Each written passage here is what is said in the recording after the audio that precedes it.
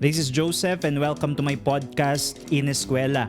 Sa podcast na ito, you will hear me talking about anything that grabs my attention na may kinalaman sa mga Kristiyanong Pinoy ngayon and the broader culture that they inhabit.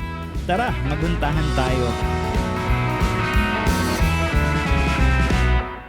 Hi, I'm Joseph and you're listening to my podcast, In Eskwela.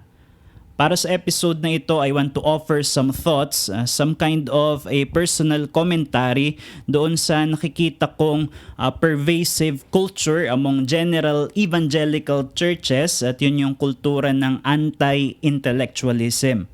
Now, ang dahilan kung bakit ko gustong gawin yan is because in this podcast, I will be speaking a lot about issues that I think grab the intellectual energy of Christians sa kanilang araw-araw na pamumuhay. So these are issues relating our social, political, and cultural lives. Pero sa tingin ko, among many churches, there seems to be a suspicion when this kind of conversation is brought to the church. And I think that is quite unfortunate because I think this attitude pushes Christians in some kind of an intellectual identity crisis, and I don't think that it is helpful to anyone. Incisive yung analysis ni Harry Blamirez in his book that was written during the 1960s, and I think this is still reflective of the culture of churches today kahit nasa Pilipinas.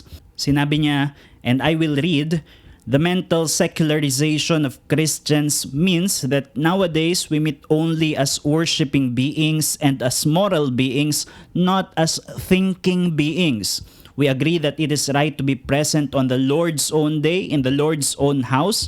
We agree that it is sinful to commit adultery or to slander our neighbors, but we cannot meet as thinking Christians over the controversial political, social, and cultural issues whose airing constitutes the vigorous intellectual life of many, both inside and outside the church."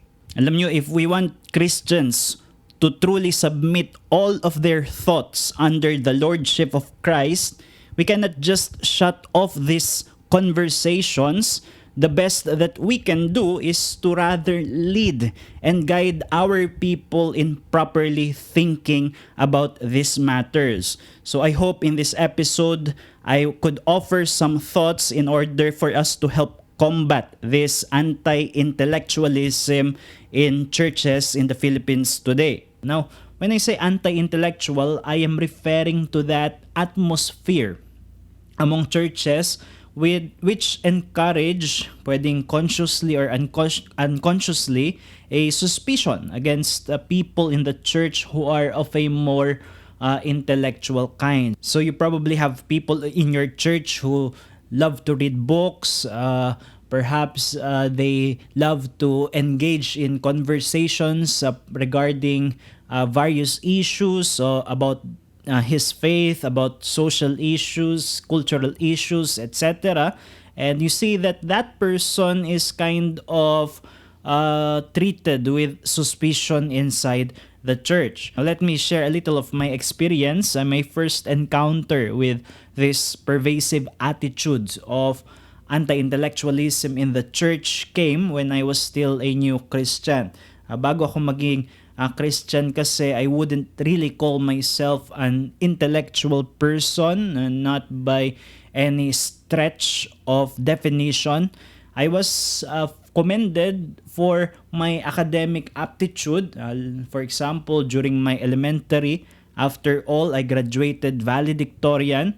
And then when I entered a national high school, I was on the first section of our basic curriculum. So that was quite an academic status.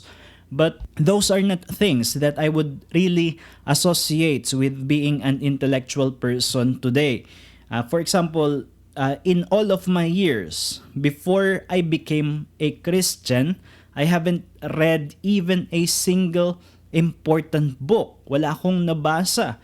I have no desire to do so, and I have not found rather any utility in doing so. Now siguro may mga nag-iisip sa inyo, what are important books anyway? Yung mga important books o yung tinatawag na canon are somewhat distasteful to some people because it kind of communicates some elitism, and that does not conform to the spirit of our age. Yung spirit of our age is more like that of John Keating in Dead Poets Society, ripping out their class's textbook. But this is not the time to have a defense for those important books. Suffice it to say, I have no interest on understanding the world around me, whether it's social, cultural, political, or religious phenomena. Those things are matters of indifference to me. I only ever filled my minds with bits of information that I was told would help me get a good job one day. But it was when I became converted that I so suddenly, even miraculously in a sense, had a desire to read and to educate myself. Of course, una kong binasa at binabad ang sarili ko sa Bible because I was told that it is the way in order to grow my faith. And then I read Christian books to help me understand the Bible better. Then after that, eventually I also learned to read non-Christian books that I believe would help me to understand God's world better. I assumed it was a virtue for Christians to learn and to keep learning and to aspire to understand God's world until I started asking questions to church people. Honest questions even. It was then that I started getting frowns. At masasabi ko na the message that was communicated to me was that knowledge is something to be worried about. Yung message na dumadating sa akin, I must be careful of knowledge because it is dangerous. Yan yung tinutukoy kong anti-intellectualism. And why do we have this in the church? Well, let me offer a two-line of thoughts and be the judge if you think that this is something that is true of churches today. First, there is a tendency among church people to confuse an attempt to dialogue with disrespect to authority. Bilang mga Pilipino, we are really quite big with respects and with authority. And I believe that it is good. I think in fact that it is a biblical virtue in the Bible, in the letters of the apostles. We have young men being called, being exhorted to have respect towards the older men. Those who are under an authority should see to it that they give persons of authority the respect that is due to them. So for the most part, Filipinos got this respect for authority quite instinctively because we share that Oriental culture that is really big on these things. The elderly, for example, sa atin ng mga Pilipino are afforded some status of authority just because they are older. It is in fact in our very own language. Hindi katulad sa mga Western cultures, meron tayong mga salitang ginagamit in order to address people who are older than us. If you hear in Western cultures, the way they call their elderly, they call them simply by their first name, kahit na malaki yung gap ng mga edad nila. Pero sa atin dito sa Pilipinas, we call kuya or ate, even those who are just slightly older, and then nanay, tatay, kahit hindi natin sila totoong nanay at tatay, we name them as such as a sign of respect for their advanced age. May manong, manang at iba pa. And those addresses come with some kind of imposition of respect to a certain degree. And then meron tayong po or opo, which in which we litter our replies to older people as a sign of respect. We also have this in our gesture. Nagmamano tayo sa mga mas nakakatanda sa atin. It doesn't matter if that older person has really merited respect by any kind of achievement or even character. It doesn't matter. The respect that is being given to him or to her is a respect given just because he is elderly. Perhaps the person is even an alcoholic, jobless brutes who is no good to society, that kind of person. But as an elderly, there is an authority and respect that we afford to that person. Now, I think that this is generally good, but it can be abused. Maybe for many of my own generation, you have heard at least once in your life your parents saying, "Wag kang sasagot sa matatanda," or "Wag kang sasabat sa matanda." Apparently, an attempt to dialogue with is already mistaken as an offense or disrespect to a person's status of authority. Ibig sabihin, kahit na yung pangangatwiran pa lamang or yung paghahanap ng katwiran sa pamamagitan ng pakikipag-usap, this is something that is already taken as a disrespect to another person's authority. And that culture can be imbibed in the church if people of authority are people who are not fond of dialogues, even respectful dialogues. Now, how does that relate to anti-intellectualism? I think it is quite obvious.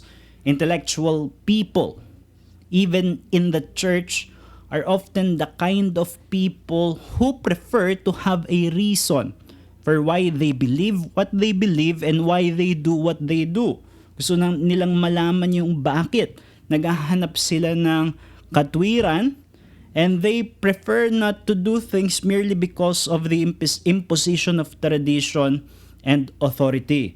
So they will tend to be the people to ask more, and so that means they have the potential of being more offensive towards those persons in authority. So kapag yung isang church has fully embraced this Filipino culture of just do as I say kind of authoritarianism, then those intellectually inclined who wants to dialogue with, then that means they become the person whom the church would be more suspicious of disrespect. Now let us put a balance on this. It is possible for intellectuals to become some kind of a sentimental rebel. Kagaya nga nung binanggit ko kanina na si John Keating and the Dead Poets Society, there is some danger in intellectual people to take that kind of vibe, who finds it inherently virtuous to trample on traditions and authority. And I think that this is in fact the spirit of our age. Yung ating panahon, it is characterized by progressivism that is really about deconstructing whatever it is that is ancient without due investigation of perhaps the reason why something is ancient is because it has proven to become a wise principle. But in this attitude, tradition is to be trampled on just because it is old. And I think that's not a good attitude. There was a political figure that said, you need to become a conservative first before you can truly become a liberal. Or to paraphrase that, before you become a sensible liberal. You need to become an apprentice, ibig sabihin, before you can become a master. In the language of Jungian psychology, sinasabi nila na the fool is the precursor to the hero. My wife mocked me once because I was religiously following a cooking instruction that I found on Google, and I told her that I think that's the best place to begin with if I don't know where to begin in the first place. Because then after that I have tasted what I have cooked, pwede ko nang baguhin yung aking mga timpla, because now I have followed the instruction and now I know better the next time that I cook. Ibig sabihin lang nun, the best position to place ourselves initially is always the position of being a faithful student of tradition, and that means being in the tutelage of the purveyors of traditions. And that usually means yung mga mas nakakatanda, older people, whether they are older by their age or they are older in terms of their experience on a certain field. The Bible in Proverbs 20 verse 29 comments that when it said, "The glory of young men is their strength, but the splendor of old men is their gray hair."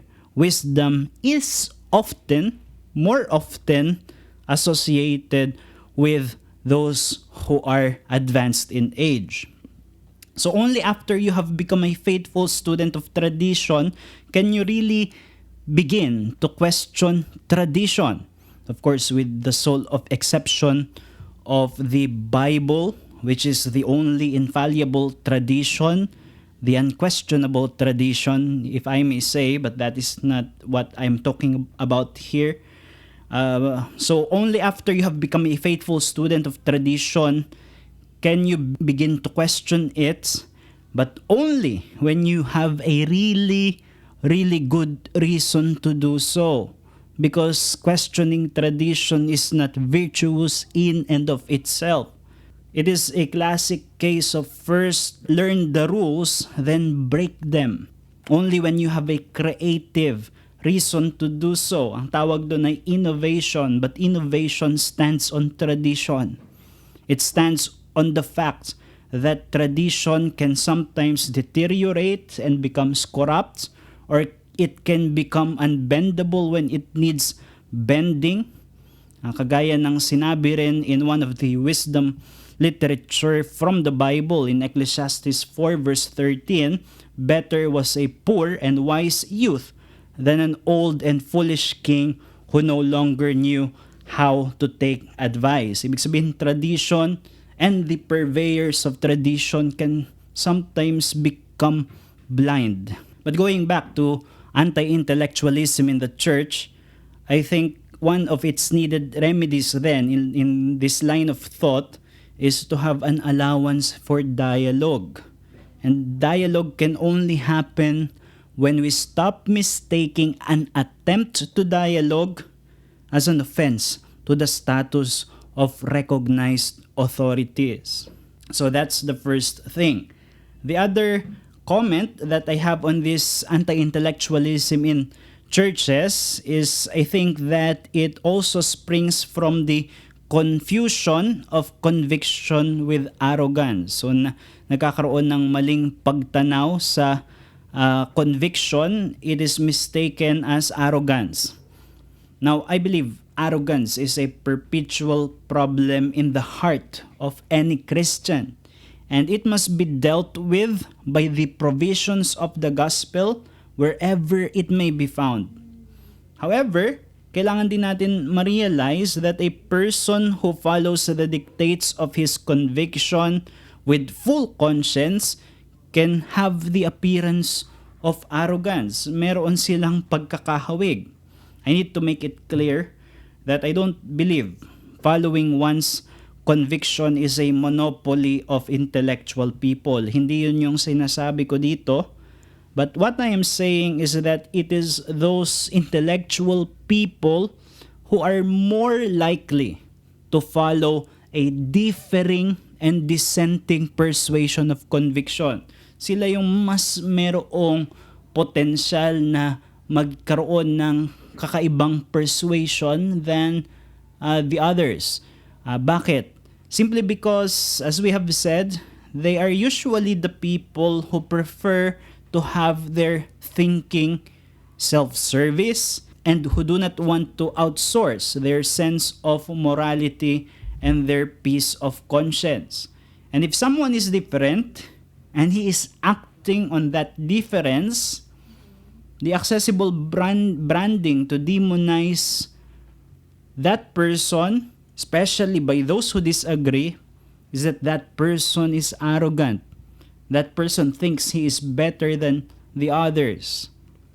Now, if I could add a complication sa bagay na yan, for sure, yung intellectual person who is following the dictates of his differing conviction, that person would also struggle with his own tendency for arrogance. Because as I have said, arrogance is a perpetual tendency in the heart of people, even people in the church. So, sa katunayan, perhaps it would even be an excuse for that person to just avoid the trouble of that comes with having a different persuasion and just tell himself, convince himself, well, I think I'm just being arrogant. So forget all about it. But that is quite unfortunate because we need men in our churches who are men of conviction, who are ready to stand humbly but boldly even at the face of opposition. But in churches, there seems to have a view that arrogance, when found in intellectual people, it becomes an isolated type of sin altogether. For example, you find someone in the church who is a hard worker, and then apparently it becomes obvious that his rather too self-conscious attitude about what he is doing for the church already manifest an arrogance.